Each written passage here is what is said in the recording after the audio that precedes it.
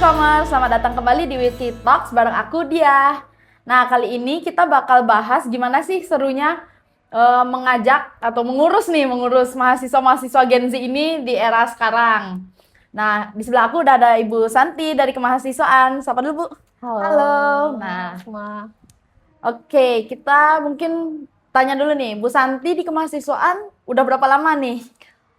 Sampai hari ini saya di kemahasiswaan termasuk mengajar ya. Kalau ngajar 11 tahun, di kemahasiswaan udah hampir 10 Cukup tahun lama ya, Bu ya. Udah banyak banget tuh mahasiswa yang kita temuin. lumayan lah. Nah, Lumayan. dari 10 tahun itu tentunya pasti udah beragam nih. Nah, untuk sekarang ini Gen Z, apa sih perbedaan yang Bu Santi rasain ketemu Gen Z sama beberapa karakter mahasiswa 5 tahun ke belakang atau 10 tahun ke belakang? Oke. Ya mungkin dilihat dulu, saya kan termasuk milenial ya. Generasi milenial, ngajar dan membimbing mahasiswa Gen Z, punya anak Gen Alpha. Nah, jadi ada banyak sebenarnya gradasi. Beda jauh ya sama anaknya langsung cet gitu. Beda jauh cara berpikir, cara pandang itu berbeda banget. Mungkin flashback dulu karena saya juga mantan mahasiswa ya. Waktu dulu kuliah, saya generasi milenial, mungkin kita nggak sebutnya ada membandingkan antara Gen Z dengan milenial cara berorganisasi atau cara berkegiatan berkehidupan lah di kampus gitu. Karena memang POV-nya itu beda. Kita ngelihatnya itu bukan semangat mahasiswanya, tetapi masanya yang beda gitu. Kalau saya itu dulu, kenapa sih saya tuh lumayan rajin lah ya di kampus itu rajin. Bahkan saya kalau dulu ngekos itu cuman pakai transit aja di kos transit, tapi kebanyakan kegiatan saya emang di kampus gitu. Kampusnya hampir jadi rumah kedua ya Bu Santi ya? Mungkin orangnya yang bilang kayak kan ada kura-kura gitu ya, istilahnya ada kupu-kupu gitu mungkin istilah mahasiswa ya.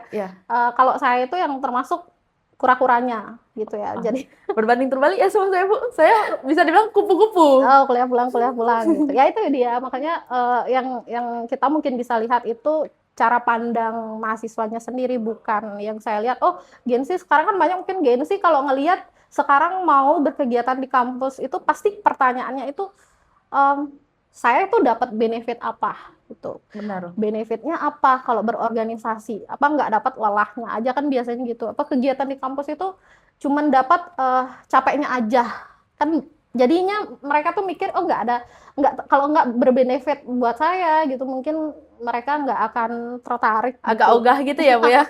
Ogah ya mereka. Karena kan sekarang itu lagi rame work life balance gitu ya. Kerja harus seimbang lah dengan kehidupannya, ada liburannya juga, mungkin kayak gitu ya. Kalau saya ngelihat mahasiswa sekarang, kalau dulu itu karena memang yang tadi saya bilang, kita ngelihat itu generasi itu dilihat dari memang zamannya beda, ngelihat sesuatu gitu. Kalau di zaman saya dulu ya, terus saya kuliah mungkin ya, nggak terlalu banyak lah wadah untuk dapat networking, komunitas gitu. Itu nggak terlalu Masih banyak. terhitung jari ya, Bu ya? Iya, jadi mau nggak mau ya kegiatannya ya di kampus gitu ya. Networking cuma bisa lihat di kampus saja.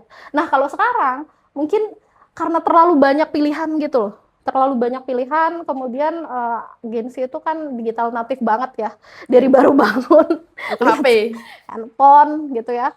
Kemudian komunitas untuk belajar itu banyak sekali gitu. Jadi saingan sebenarnya kegiatan organisasi di kampus itu ya saingannya itu adalah smartphone sendiri dan komunitas yang di ada di luar. luar gitu ya. Jadi kalau anak-anak sekarang yang saya lihat, seberapa benefit sih kalau saya mau ikut kegiatan kampus itu bisa membuat saya itu bertumbuh gitu ya, update soft skill, hard skill gitu, seberapa sih gitu. Jadi kalau misalnya itu nggak matching dengan visi misi mahasiswa itu dalam berkegiatan, ya itu yang menyebabkan anak-anak sekarang itu ya bukan nggak mau berkegiatan, tetapi mereka tetap berkegiatan. Berpikir gitu. 2 kali ya. Tapi jadinya. kegiatannya itu mungkin di luar kampus. Seperti itu yang saya lihat perbedaannya. Kalau dibandingin itu bukan perbandingan semangat mahasiswa atau orangnya, tetapi memang generasi kita itu berbeda gitu. Generasi saya itu terbatas informasinya gitu ya. Jadi informasi itu didapat ketika kita ya berkumpul di gitu. komunitas kampus gitu ya. Jadi kalau sekarang kan bangun udah lihat handphone bla bla bla, apa yang viral, kemudian konten segala macam, itu nggak hanya di lingkup pertemuan offline aja gitu ya.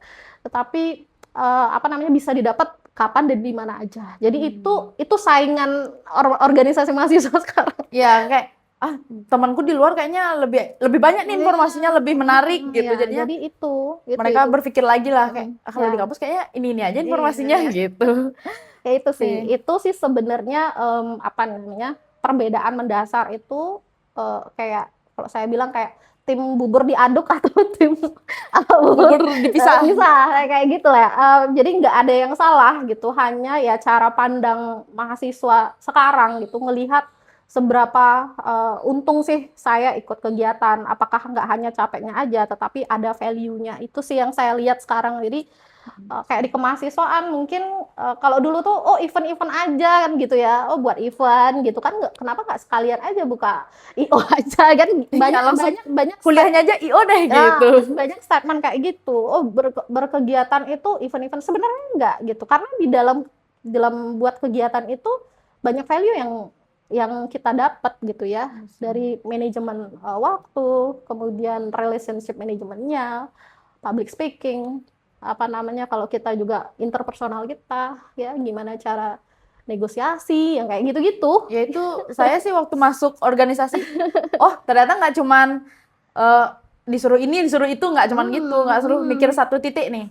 Terus selain itu juga misalnya kalau biasanya humas ya Bu nih di organisasi itu nyari sponsor gitu. Ternyata itu setelah dilihat sekarang saya kerja gitu, itu kepake banget. Kayak ternyata di tempat kerja juga ada event. Nah, event tuh misalnya saya ke bagian humas lagi. Udah jadi bingung lagi ya. Ya kemarin kuliah udah ada channel A, channel B gitu. Udah nggak bingung ngambil posisi di mana gitu ya, harusnya seperti apa gitu. Sebenarnya ya itu yang kita ingin mahasiswa itu dapatkan gitu ya.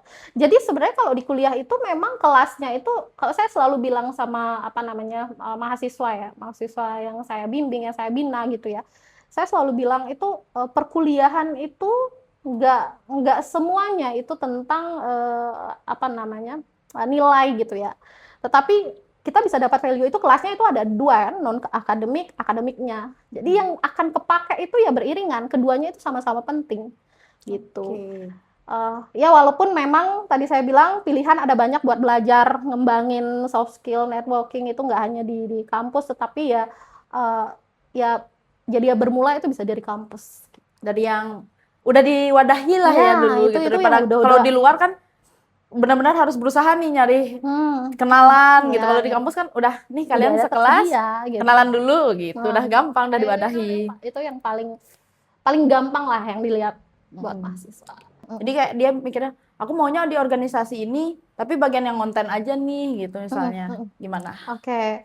Nah itu tadi yang saya bilang kan, nyambung dengan apa yang tadi saya bilang. Kalau generasi sekarang yang mahasiswanya sama audiensnya itu adalah mereka semua termasuk orang-orang yang masuk ke digital native tadi gitu ya, semua dari lahir gitu ya. Kalau saya mungkin ada di generasi kalau mau akses internet dulu saya harus ke warnet dulu gitu, jadi lebih ada usaha lebih gitu, penuh perjuangan. Iya, effortnya itu lebih. Kalau sekarang itu kan semua serba cepat gitu ya, sehingga nyalurin informasi ke audiens itu, termasuk buat mahasiswa, buat konten. Itu kenapa kalau sekarang itu kita nggak bisa lagi pakai ya cara-cara hanya panjang poster kayak gitu ya. Jadi kenapa kita bisa lihat mahasiswa itu untuk konten ya itu jadi bagian yang penting buat mereka ya, personal branding organisasi mereka, personal branding diri sendiri gitu ya, karena itu juga jadi bagian portofolio mereka nanti gitu. Bener sih, biasanya sekarang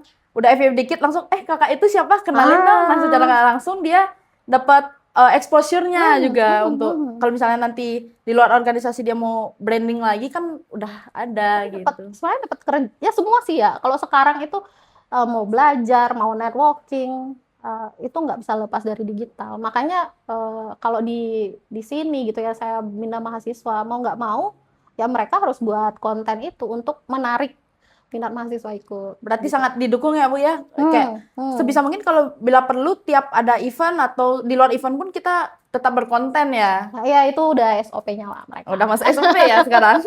Udah harus gitu. Oke. Jadi kampus tuh juga nggak yang ngebatasin nih, kontennya jangan gitu banget, pasti Hmm. masih kembangin lagi gitu ya jadinya ya.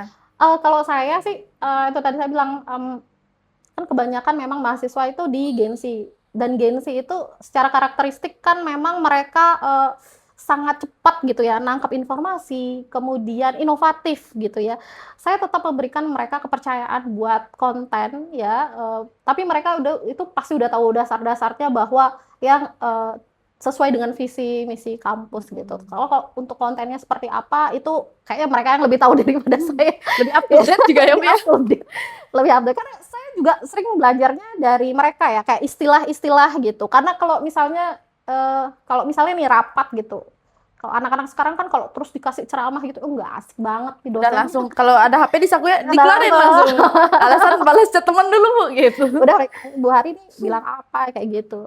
Jadi mau nggak mau ya, karena ngajarnya juga Gensi, binanya, kemudian komunikasi di dunia kerja pun ya kayak sama dia tuh, kalau misalnya ngomong aja kaku gitu kan, aduh males banget Ya, tuh. aduh, bisa cepet gak gitu. Cepet gak?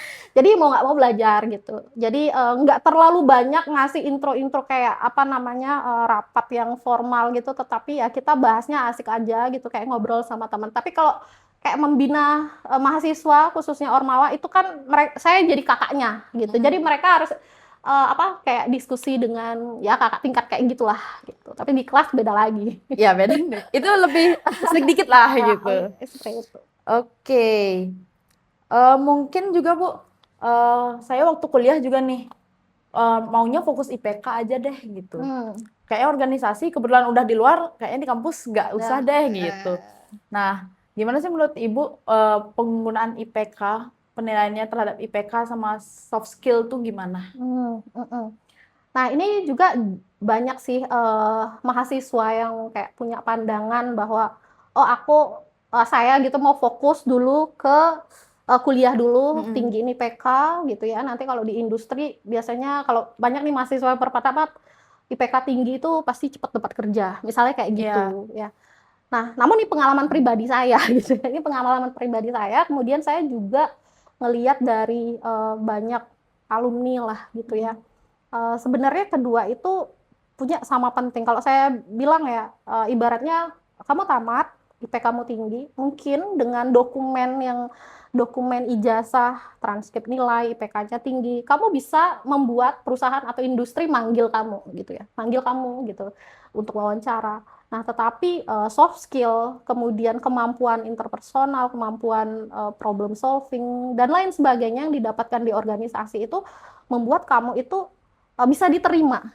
Jadi kalau saya bisa memisahkan kedua poin itu, karena kan ada istilah itu inflasi nilai, pernah nggak dengar? Mungkin Pernah sih sekilas Bu, cuman belum saya rasain kayak inflasi nilai itu. Karena kan kadang nilai-nilai yang IPK-nya tinggi gitu ya, belum tentu bisa kerja tim gitu ya. Mungkin ada yang hanya bisa kerjanya itu secara individual gitu. Sedangkan kalau kita di industri, kerja di kreatif gitu kan, mau nggak mau ngomongnya juga, public speaking-nya, Ya kayak ngobrol kita ya. sekarang ya Bu harus komunikasi juga Iya kan, nih, mungkin komunikasi saya nih. ngomong sendiri, Ibu ngomong sendiri, kan nggak jadi Kayak kontennya gitu. gitu. Pasti sedikit tidaknya dia itu dapetin kemampuan itu ya saat diminta untuk menyampaikan pendapat itu di kelas, mungkin kalau misalnya nggak ikut organisasi atau di seketeruna-teruninya di Banjar gitu Ya sih ya, itu dapat sih Bu, ya benar. pasti akan digunakan kok itu gitu. Kalau saya sendiri baru nyadar itu ketika tamat gitu, ketika tamat kuliah dulu baik S1 S2 itu ya itu semua apa yang saya dapetin saat di organisasi, karena waktu S1 juga saya cukup aktif gitu ya, itu kepake banget sekarang. Bahkan ya posisinya sekarang juga di kemahasiswaan gitu. Ya Jadi konsultasi juga nerima konsultasi. jadi gitu sih, itu semua akan digunakan ya secara sadar nggak sadar, itu pasti akan dipakai gitu ya. Secara nggak langsung nanti sadarnya itu biasanya belakangan ya bisa dibilangnya Bu ya. Setelah ternyata kemarin ngobrol-ngobrol sama ketua panitia, sama tim-tim yang lain, sekarang kepakainya ngobrol tuh ternyata sama organisasi tuh nggak monoton juga, nggak gitu-gitu aja gitu. Cara untuk kayak membangun obrolan kayak itu yang paling sederhana sih ya, membangun obrolan, relasi gitu ya. Itu kalau nggak kita sering asah dari kuliah gitu, nanti terjun di dunia industri itu pasti kaku ngobrolnya Ya bingung. gitu. Apa sih yang mereka bilang Iya, gitu. iya, iya. Ya itu sih kalau kalau misalnya dikatakan apa namanya hubungan IPK-nya ya tadi saya bilang IPK itu mungkin buat orang kan tertarik awal ya ngelihat dokumen berkas kalau kita lagi ngelamar kerja gitu. Tetapi ketika kita datang untuk Interview, interview gitu yang dilihat adalah apa yang kamu sampaikan, cara bagaimana ya, berbicara. ya itu yang membuat kita diterima dan enggak. Jadi saya nggak mengatakan bahwa nggak ikut organisasi atau nggak ikut kegiatan kampus itu nggak baik karena itu tadi ya karena sekarang tuh pilihannya udah banyak banyak banget saingan organisasi di kampus itu adalah keterbukaan apa informasi di luar Ya kayak gitu. nongkrong. Bahkan sekarang kan banyak ya mahasiswa Gen Z itu suka nongkrong, dikit-dikit nongkrong. Tugas Hmm, besar, tugas kecil nongkrong. Nggak ada betul. tugas nongkrong. Di situ juga mereka bisa dapat Ya, informasi mereka jadinya punya ya. working space gitu ya. Udah banyak pilihannya sehingga mungkin nggak di kampus ya mereka berkegiatan di luar dan mereka dapat insight penting dari itu ya. Tetapi artinya nggak bisa kita hanya mengandalkan IPK saja gitu ya. Baik di kampus maupun di luar kampus kecuali itu misalnya membuat kita bertumbuh positif gitu ya. Pasti itu digunakan dan itu nggak semuanya didapat saat dosen ngajar gitu ya, nggak hanya tentang materi aja lah, kamu pinter ngoding segala macam, tapi untuk guide klien tuh gimana kalau nggak Ya mau kan ngomong harus kalau kaku. negosiasi, menjelaskan proyeknya. Iya, itu kan kemampuan ya, bicara tetap tetap harus diasah. Kalau menurut saya sih itu sama-sama penting dan jalannya beriringan. Membuktikan IP kamu tinggi itu adalah cara kamu gimana Biar ngomong. bisa membuat perusahaan tertarik gitu ya, Mm-mm, industrinya mm-mm, tertarik mm-mm. gitu. Nah itu sih kalau kalau menurut saya itu sama-sama penting. Iya, Iya. berarti nggak ada yang ini dulu deh, baru ini nggak ada. Pokoknya Sama-sama selalu setara, ya setara sama-sama posisinya. penting gitu. Oke, itu sih. Oke, tapi itu udah sekarang juga masih cukup banyak sih saya dengar ya Bu ya dari entah sebelumnya dari cutting, adik tingkat Hmm. itu Bu bisa bilang mitos mungkin ya sekarang ikut BEM tuh ya buang-buang waktu gitu. Karena dapatnya mungkin dilihatnya capeknya belum Hmm. ngerasain itu Mm-mm. dah yang tadi latihan komunikasinya, Iya, betul betul. negosiasi kayak gitu. Iya iya iya iya. Tuh jadi sebenarnya BEM itu nggak bahkan kalau saya pikir ya ikut BEM itu tuh kan ada divisinya lagi di Iya ya, dalamnya. Itu divisi kan lagi udah kayak mini kementerian-kementeriannya. perusahaan gitu, perusahaan mini gitu. Iya. Jadi latihan ya, secara nggak langsung juga saya lihat kalau misalnya di yang megang administrasinya itu dia kan secara nggak langsung latih skill Microsoft-nya kayak entah Iya. penggunaan Excel, Ya Word. basic office kantor ya gitu ya. Itu sebenarnya mereka dapat, cuman mungkin mereka nggak ngerasa kepake nih gitu. Kepake nggak nih di industri? Ya kalau kalau ngelihat ya, ini mungkin ada surveinya juga beberapa di ruang diskusi saya dengan mahasiswa, kadang saya sering ngobrol walaupun Mm-mm. misalnya kayak nggak ada rapat gitu, saya main ke ruang himas gitu ya. Eh, oh sekarang ada tuh momen di mana organisasi mahasiswa itu nyari orang-orangnya kadang mereka itu tadi mereka nilai value-nya kalau misalnya saya ikut organisasi A atau organisasi B atau organisasi C itu apa sih value-nya buat saya ke depan gitu saya misalnya nih saya pengen jadi programmer gitu saya fokus kuliah aja gitu kalau saya ikut organisasi mahasiswa nih bisa nggak saya capai tujuan saya Jadi itu programmernya. jadi Ternyata pas ikut organisasi, kok saya cuma dikasihnya sini, bagian gini ini doang gitu. gitu. Nah, banyak yang mungkin berpendapatnya seperti itu. Nah, kembali lagi seperti tadi ya, nggak bisa saya bilang, oh ini benar atau ini salah. Cuma kita lihat aja, kebanyakan yang sudah terjadi gitu ya, kebanyakan alumni yang saya lihat, yang berorganisasi, itu cepat terserap di industri. Nah, itu bukti nyata gitu ya. Kalau saya Hmm. bahas teori bla bla gitu mungkin kita lihat aja langsung eksekusinya di industri. Sebagian besar khususnya mahasiswa yang saya lihat, yang saya pernah bina di organisasi mahasiswa, itu cepat banget mereka terserap di industri. Ada yang jadi animator. Dari awal dari balik kuliah tuh udah kelihatan ya skillnya di situ. Mm-mm.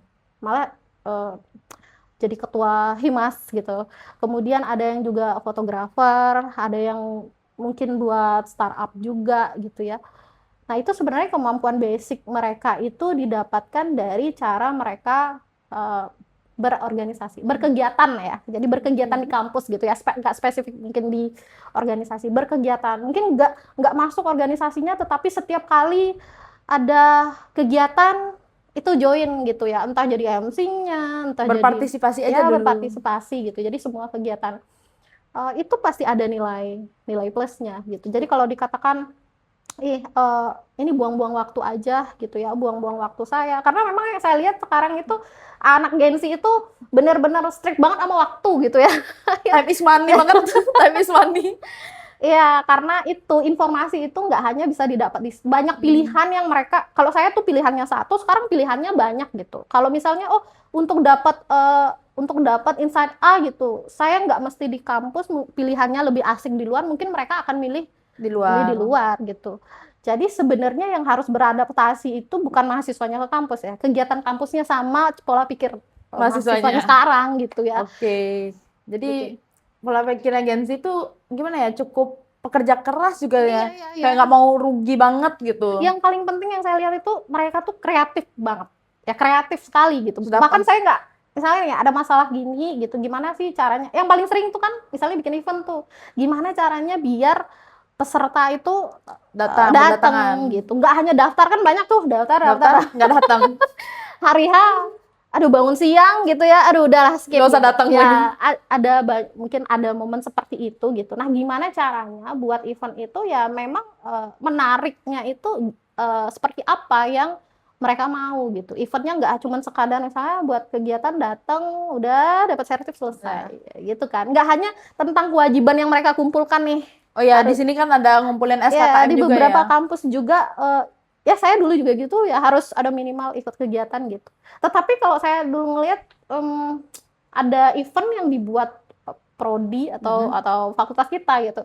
Itu sesuatu kebanggaan yang kita wajib nih dukung, kayak kita mau dukung bola mungkin sekarang ya. Ya, lagi kemarin harus menang nih tim yang saya pilih Iya, gitu. harus kita datang berpartisipasi lah dengan hadir gitu. Nah, kalau sekarang kan nonton bola nggak harus datang ke stadion ya, kita bisa Ya, lihat nih dengan live stream di YouTube, di Ya TikTok gitu ada sih. lagi yang live. Gitu sih yang apa ya, yang saya lihat perumpamaannya gitu ya. Jadi mau nggak mau itu memang manajemen kegiatan kampus itu yang memang harus nyesuaiin dengan pola pikir mahasiswa sekarang gitu ya. Karena kayak gitu saingan organisasi dan pola event atau program kerja lah gitu ya. Organisasi mahasiswa itu bisa mereka mungkin dapatkan seperti magang gitu. Mungkin pilihannya, oh kalau aku ikut di organisasi mahasiswa dapat capeknya aja, mending aku ikut internship gitu ya. Ya, yang di luar kan banyak sekarang juga internship dari luar gitu. Udah dapat apa namanya? Belum lagi dia Ya dapat duitnya juga dapat gitu. uang jajan lah gitu. Ya kan kadang bisa dibandingin gitu. Kalau hanya untuk cari pengalaman kayak saya dulu ya. Saya dulu kan alasannya klasik ya. Ikut organisasi apa? Biar dapat pengalaman gitu ya. Dapat pengalaman gitu ya. Tetapi kita mungkin mikir waktu itu dengan ya dapat benefitnya berupa kayak dapat uang dari itu kesekian kalau saya dulu gitu. Tapi kalau Gen Z sekarang waktu itu penting banget, itu harus dipertimbangkan karena banyak pilihan tadi gitu. Kalau saya ikut ini buang waktu yang saya pakai itu ada value-nya, ada duitnya lah gitu ya. Kalau Udah benar-benar terbuka lah juga jadi cara berpikirnya gitu ya. Jadi selain itu misalnya juga teman di luarnya lah gitu, di luar kampus, di luar organisasi. Aku sambil organisasi tapi sambil magang nih. ya Di magangku ada benefit, aku udah bisa mencapai apa keinginannya gitu. Jadi kan gitu. dia terbus juga, kayaknya aku di organisasi mau buang waktu. Jadi dia berpikir kayaknya aku magang aja gitu.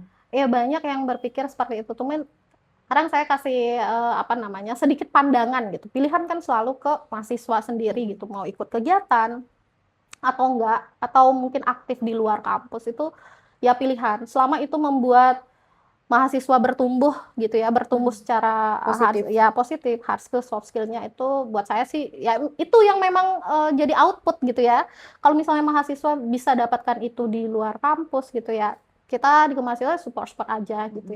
Nah tapi pandangannya tuh kayak gini, kalau misalnya nih mahasiswa atau dia mungkin jadi mahasiswa dulu mau magang gitu ya, magang untuk dapat pengalaman dengan berkegiatan di kampus itu dapat pengalaman. Kalau saya lihat mahasiswa ikut kegiatan di kampus itu kan mereka itu yang anggaplah dari kertas putih ya, awalnya nggak bisa apa namanya kayak humas misalnya, Ya, awalnya nggak nggak tahu ngomong, nggak tahu harus apa ini gitu, benar-benar ya, nol lah ya gitu. harus manage event gitu ya, belum tahu lah gitu Sponsor tuh apa? sponsor apa, gimana cara buat surat, Apa aja yang ya bisa dijadiin sponsor? gitu cara untuk ngomong ngobrol gitu ya sama sama sponsor gitu kan, itu boleh jadi kertas kosong yang kalau saya sendiri itu adalah ruang atau kelas buat mahasiswa belajar gitu. Jadi kalau belajar itu kan pasti ada salahnya Iya. gitu. Jadi kalau bukan berarti salahnya nggak apa-apa gitu ya, tapi masih bisa dimaklumi gitu karena mahasiswa itu masih belajar bertumbuh, berorganisasi, berelasi, bernetworking gitu. Nah, tetapi kalau di magang gitu ya, kamu ke sebuah perusahaan menunjukkan bahwa kamu masih nggak tahu Kertas apa-apa, putih. kertas putih itu kan kasihan waktunya. Jadi kalau kamu sudah sering berkegiatan di kampus, terus kamu ke tempat magang dan di industri itu atasan kamu ngelihat, wah ini udah produksi pakai nih gitu. Selesai magang itu kamu pasti dapat kerja. Ditawarin langsung ya, Iya, kamu mau lanjut nggak ya, daripada gitu. kamu dapat pengalaman, oh saya magang aja untuk dapat pengalaman gitu. Kalau kamu nggak, kalau sekarang kan pasti ditanya mau kerja itu berapa lama pengalaman kamu di bidang itu. Ya apalagi sekarang rata-rata tuh minimal 2 tahun pengalaman.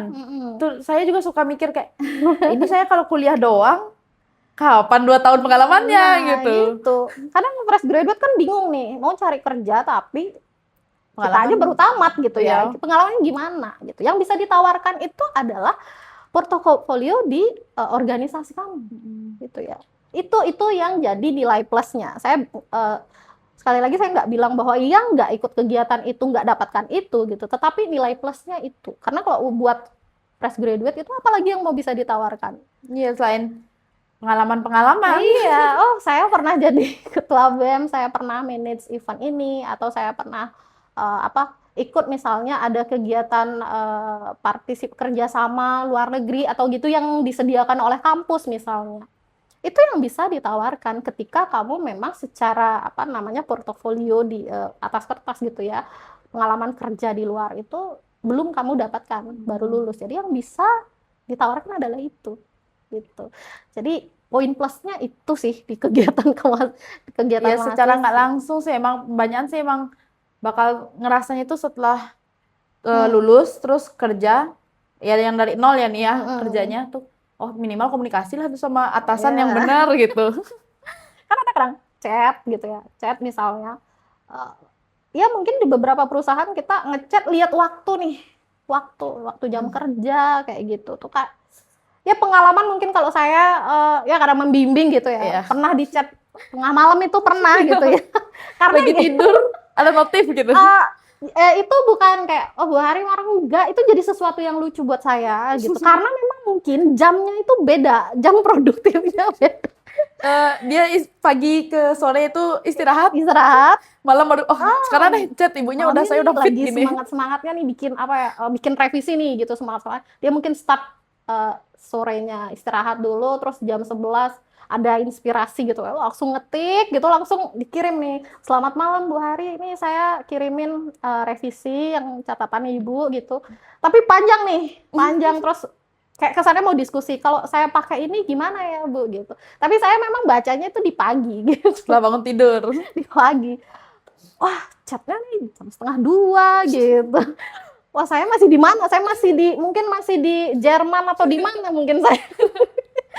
Lagi keliling dunia ada yang bimbingan gitu. Ya, gitu. Tapi saya nggak bilang, oh chat saya di jam kerja ya gitu. Cuma kan ketika bimbingan itu ya tadi yang saya bilang, mungkin yang sering berinteraksi itu kapan jam normalnya. Itu akan memahami bahwa ada jam-jam memang yang apa namanya itu harusnya normalnya kamu komunikasi sama dosenmu, atasanmu itu jam Kalau sama teman sih nggak masalah ya. ya nggak masalah karena kan jam mereka tuh sama. Udah pasti mirip-mirip gitu. Ya mereka sama gitu. Itu sih yang apa namanya ketika ketemu nih lain kali nih saya lagi nggak nongkrong nih, saya bilang gitu nih, kamu boleh nggak pagian chat saya tuh saya pasti balas gitu. Cuman masih saya kayak ketawa-ketawa, oh ya Bu maaf gitu cuman ya asik aja karena kalau langsung kamu kok chat saya jam segini, kan pasti dia akan nggak enak bimbingan Ya, gitu. jadinya maju mundur terus jadinya. Iya Berpikir gitu. ulang kayak Atan dimarah lagi Lagi. gitu.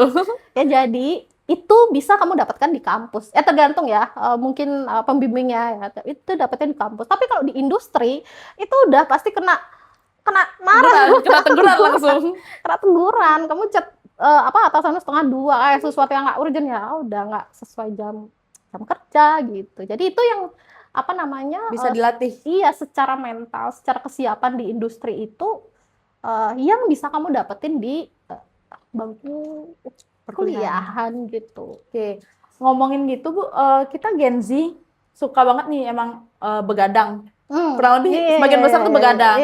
Entah nongkrong, entah main game gitu. Nonton atau Biasanya apa ya. saya sendiri juga malam-malam udah mau tidur gitu jam 11. Kayak kemarin skripsian, kayaknya ditambahin ide kayak gini bagus deh. Nah, itu kan idenya kadang absurd ya Bu ya, out of the box. Kadang bisa di luar skripsinya tiba-tiba gitu. Setelah paginya bimbingan, kok gini ya gitu. Nah, gimana sih Ibu nanggepin mahasiswa yang bimbingan gitu? Tapi topiknya tuh out of the box gitu. Banyak sih ya. Kalau pengalaman apa tercengang gitu lah Ya. istilahnya. Topiknya kan sebenarnya kalau saya bimbing mahasiswa itu mahasiswa kan, kalau sekarang mahasiswa itu udah nemuin topik terus nyari dosen konsultasi ya istilahnya gitu, ngobrol, Bu saya punya topik kayak gini, bisa nggak Ibu apa bimbing saya untuk bisa pakai ini di TA tugas akhir atau proyek akhir gitu. Itu sebenarnya memang kebebasan mahasiswa ya. Jadi kalau kita mau tugas akhirnya selesai, itu adalah tugas akhir yang topiknya memang mahasiswa kuasai gitu ya. Jadi kalau dosen namanya pembimbing, ya membimbing, mengarahkan gitu. Jadi tanpa benar-benar kayak straight memaksakan harus pakai ide yang dosen kasih, seharusnya begitu kan ya. Jadi kalau saya pribadi, mahasiswa mengambil topik apapun sepanjang yang benar-benar yang nggak aneh, jangan sampai yang aneh banget gitu ya. Artinya sesuai dengan kaedah ilmiah sih saya support aja gitu. Tapi biasanya kalau saya kasih catatan, misalnya nih mahasiswa punya metode A nih, Bu saya mau pakai metode ini, terus kemudian saya kasih pertimbangan gitu. Biasanya yang paling apa namanya mudah, kan tentu mahasiswa boleh, sangat-sangat boleh ketika berdiskusi itu memiliki argumennya gitu. Tapi kalau dalam tugas akhir itu kan berargumen itu kan nggak boleh hanya argumen saja, tetapi Harus tunjukkan mendengarkan pendapat. ya, tunjukkan apa data, saya dapat dari artikel ini gitu ya. Harus ada apa dasarnya lah gitu.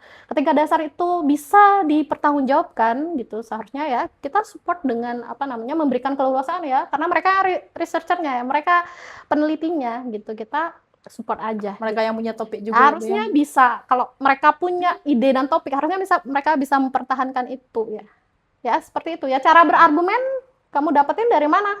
Ya dari kegiatan kegiatan ya, mahasiswa bimbingan gitu. Oke, berarti Bu Haris sebenarnya juga sering ya ketemu mahasiswa yang punya topik-topik out of the box. Sering ya. Itu dia, saya ngajar itu 2015 ya, sekarang itu ya 2026 ya. 11 tahun. Iya, banyak karakter mahasiswanya, kemudian topiknya juga ya bervariatif, dan itu juga membuat saya sebagai dosen, sebagai pribadi gitu ya, itu juga bertumbuh. Nggak hanya mahasiswa yang ngasih topik, ketika mahasiswa ngasih topik dengan program studi yang beda, kemampuan mereka berbicara berbeda, topiknya berbeda, kan kita juga belajar gitu ya. Maksudnya saya sebagai dosen pun juga belajar gitu. Oh, ini apa yang sebenarnya mereka maksud ya, gitu mereka ya? maksud dengan karakteristik mahasiswa kayak gini, saya jadi pembimbingnya gimana sih saya Cara caranya ngadepin gitu ya. Jangan sampai mahasiswanya kadang bimbingan sekali kemudian hilang. Itu kan sering juga itu terjadi. Ngomongin mahasiswa yang hilang nih Bu. Ya, kita Gen Z bisa sering ini ya, di TikTok tuh ada postingan gampang burn out, overthinking kayak gitu. Nah, mungkin dari sisi kemahasiswaannya nih, gimana nanggepin mahasiswa yang mungkin lagi bimbingan terus burn out, habis itu skripsinya ditinggal gitu. Ya, itu adalah kalau saya bilang itu emang penyakit mahasiswa dari zaman sebelum saya. Bahkan nggak Gen Z aja ya Bu ya? Nggak Gen Z aja, itu memang Turun-temurun. Iya, sudah turun-temurun apa namanya penyakit mahasiswa ya seperti itu ya. Ya kembali lagi kalau mahasiswa gitu punya tujuan ya, punya tujuan sejauh mana saya mau nyelesain tugas saya. Ngapain sih lama-lama, kalau kuliahnya misalnya 4 tahun bisa diselesaikan, atau 3,5 tahun mungkin kayak Ya, dia ya, tiga ya. setengah punya target lebih dibandingkan standarnya gitu ya, seharusnya nggak ngilang gitu ya. Jadi itu sebenarnya kembali ke mahasiswanya. Target mahasiswa, time manajemennya Iya, masing-masing ya. kalau saya dulu itu punya beberapa motivasi ketika saya menyelesaikan kuliah saya, harusnya on time. Ya minimal lah on time lah gitu ya. Minimal 4 tahun, lulus 4 tahun gitu. Karena orang tua saya tuh bilang, saya, kan kebetulan saya bersaudara berempat gitu ya. Jadi pasti untuk pendidikan itu ada pos-posnya. Mm-mm.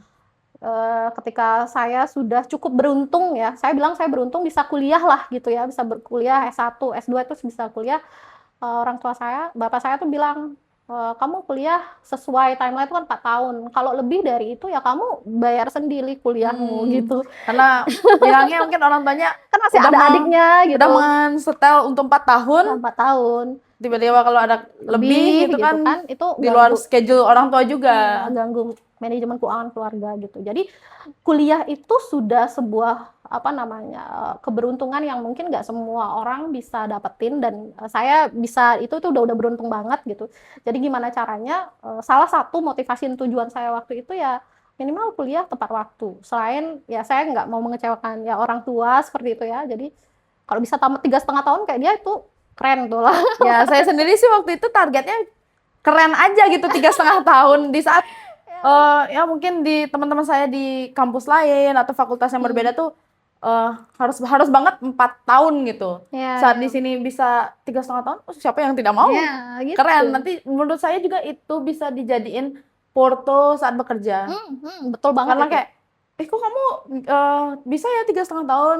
Ya walaupun mungkin nggak sebesar itu kapasitas saya, tapi kan kelihatannya udah bagus Ya, gitu. itu salah satu buat apa menarik ya buat kita itu menunjukkan apa namanya kesungguhan kita kuliah gitu. Dengan lulus 3,5 tahun itu udah keren banget gitu. Makanya kalau pertanyaannya tadi itu gimana ngadepin mahasiswa yang kadang ngilang gitu, sebenarnya itu pertanyaan lagi kembali ke mahasiswanya. Kamu seberapa jauh punya tujuan ya, tujuan di hidup sebenarnya itu ya, tujuan hidup kamu itu kan termasuk waktu kita hidup gitu ya. Kamu mau ngabisin waktu dengan apa kayak layah-layah gitu, nunggu teman dulu, kalau teman bimbingan baru bimbingan gitu ya. Sebenarnya mau nggak mau nanti kan sendiri gitu, Yang kamu bakal ngerasain. iya sendiri gitu. Kamu kerja kan nggak mungkin sama bestimu terus Ya, tuh. emang ngelamarnya bareng, yang keterima kan satu. Nah itu dia, jadi mau nggak mau kita jadi single fighter itu memang ya dari kecil sampai dengan nanti di industri itu tetap sendiri gitu ya. Kalau gimana caranya yang bisa dilakukan oleh orang lain, karena itu sebenarnya pertanyaan internal mahasiswa ya, kamu punya target sejauh mana. Nah tetapi kalau mahasiswanya hilang, yang bisa kita lakukan ya nanyain kabarnya gimana, aman nih gitu. Gimana kuliahnya awalnya gitu ya.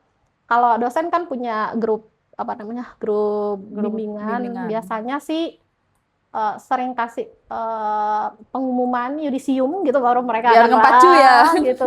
Biasanya segitu, pengumuman yudisium, pengumuman terakhir pendaftaran gitu, pengumuman wisuda itu rame gitu biasanya. Selain memang langsung diskusi atau panggil mahasiswanya, misalnya kayak saya list ini mahasiswa angkatan berapa ini harusnya memang di semester ini sudah sudah harus menyelesaikan gitu, dipanggil. Kalau enggak ya itu salah satunya pengumuman itu biar ngepacu diri sendiri jadinya ya ke mahasiswanya. Itu sangat impact sih, pengumuman itu sangat impact, karena mungkin kemarin nggak ada pengumuman ya, masih lama aja dulu gitu.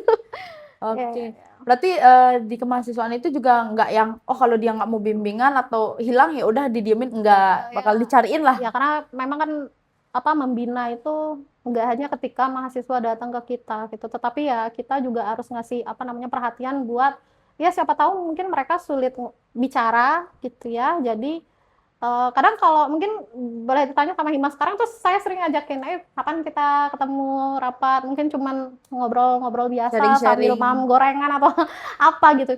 yang penting apa namanya komunitasnya tuh tetap terjaga gitu. Itu yang penting biar mereka itu nggak tiba-tiba ngerasa oh ngebosenin, akhirnya mereka nggak ini lagi concern sama kuliah sama kegiatan kampus gitu. Berarti secara nggak langsung kita kayak hotel bintang 5 ya Bu ya.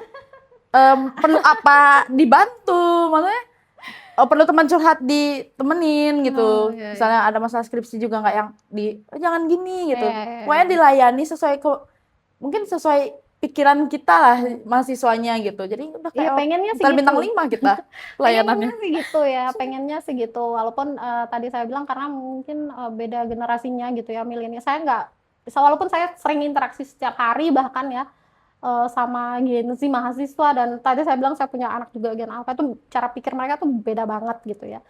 Berusaha untuk bisa berada di tengah-tengah mereka itu ya proses belajar gitu ya. Mungkin nggak 100% Bu Hari bisa gitu. Cuman saya pingin bisa minimal itu juga jadi bahan saya buat bimbing mereka gitu ya. Salah satunya ya menjadi pendamping atau pembimbing mahasiswa itu ya itu.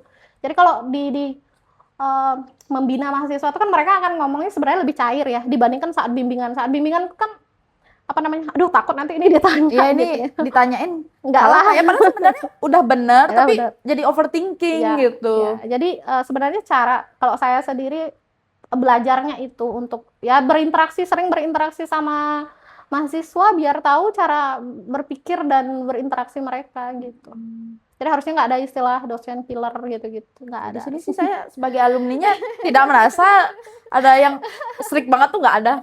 Saya merasa juga skripsi saya kemarin lancar, Iya, nggak ada drama. ya harusnya sih gitu. Makanya eh, ya itu ya yang masih apa namanya mikir hilang gitu ya, ke kampus aja dulu, mulai aja dulu gitu ya, ngobrol aja dulu, mungkin nggak bawa langsung apa namanya laporannya gitu, ngobrol aja dulu sama dosennya gitu ya.